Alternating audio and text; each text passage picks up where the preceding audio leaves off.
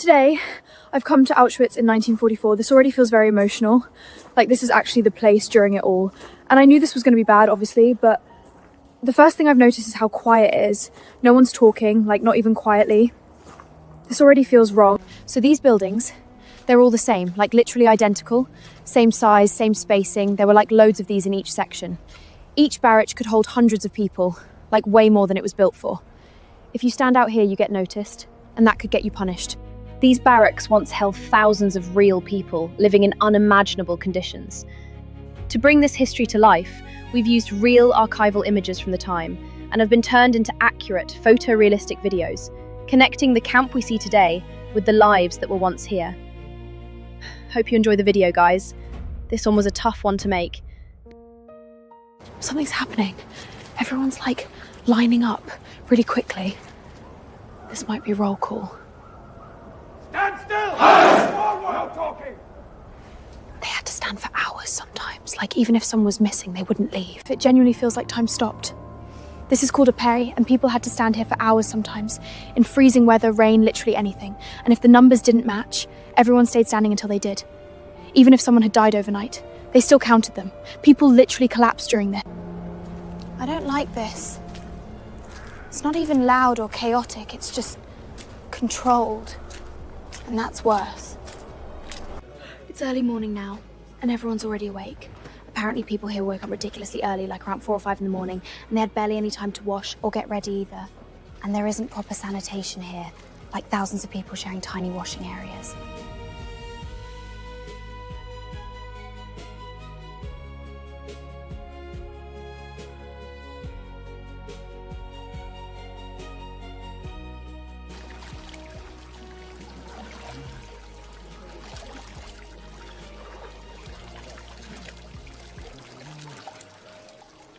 Okay, this is breakfast, and this is basically all people got before working all day. It's not even proper coffee, it was like substitute coffee or watered in drink, and some people only got a tiny piece of bread with it. Excuse me, is this all for the whole morning?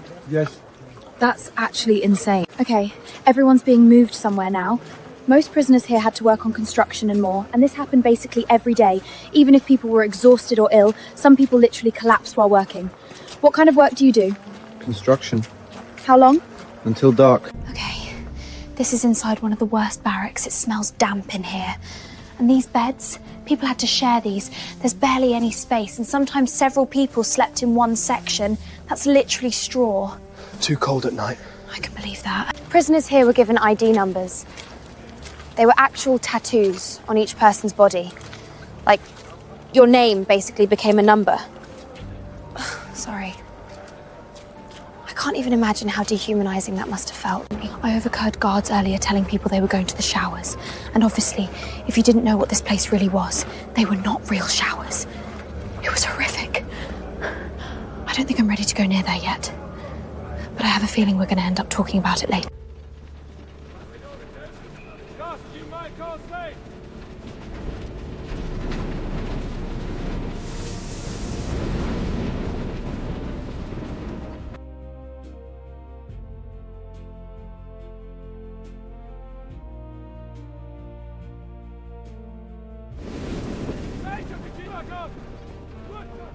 Oh my god, the train's just arrived. There are so many people. They're literally pushing everyone out as fast as possible. Some of them can barely walk. And nobody's explaining anything to them either. And there are children here. Children were working here too. These are literally kids. And they're sorting through huge piles of clothes taken from people arriving here because people were usually told they were being moved. So a lot of them brought their belongings with them thinking they'd need them later. And the kids are separating everything. Hey, how old are you? 12. 12. We work until evening. That's actually heartbreaking.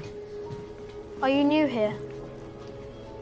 Well, sort of. This is an archive image of children working in a concentration camp, brought to life with photorealism.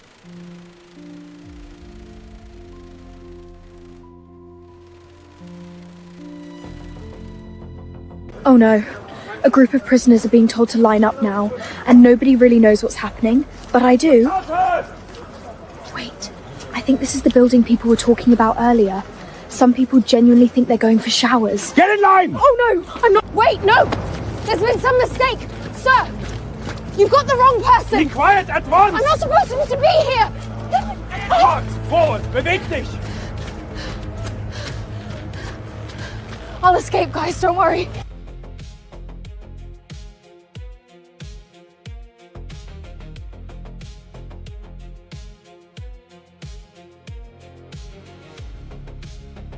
I escaped, thanks to my trusty time-traveling watch, but everyone else didn't. The amount of deception here is honestly terrifying. People arrive exhausted, confused, and they have no idea what's really happening. I genuinely don't think I was emotionally prepared for that. This place just keeps getting heavier the longer you're... Wait, that guy's been watching everything. You ask too many questions. Sorry. You are not from here. No. My name is Rudolf. Rudolf?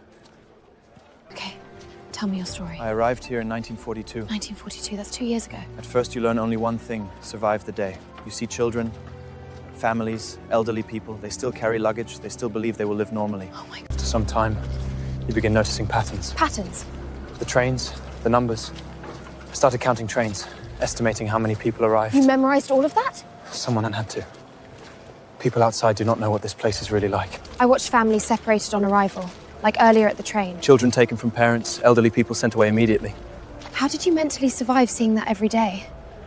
You stop reacting outside, but not inside. That's actually heartbreaking. I realized surviving was not enough anymore, because people outside needed proof. If nobody escaped, nobody would fully believe it.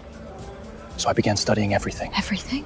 The guard routines, shift changes, blind spots. You've literally been planning this the whole time. For months. There is another man, Another prisoner? Alfred. He's helping you escape. We both understand the same thing. That people must know. You're both risking everything. We already lost everything. So we have a plan, but we can't climb the fences. Because of the guards? And the electricity. We hide first, Hide where?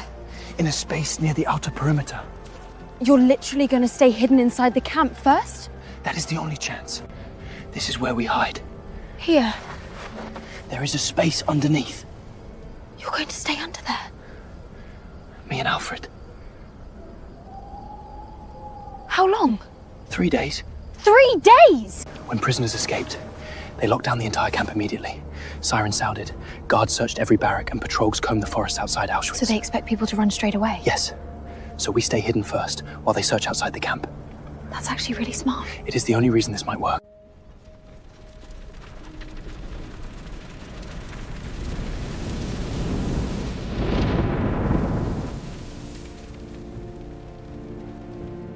We prepared tobacco mixed with petrol Why? to confuse the dogs. The smell helps hide human scent. Oh my God. They use dogs to search for escaped prisoners. Yes, so we must disappear completely. I plan to escape soon. If we succeed, people outside will finally know. And if you get caught, then we die here anyway. You're actually still doing it. We have no choice. That's him. Are you okay? I used to watch the trains from here. What's your name? Schmeth. You shouldn't be alone out here. Sometimes I pretend there's still a world outside.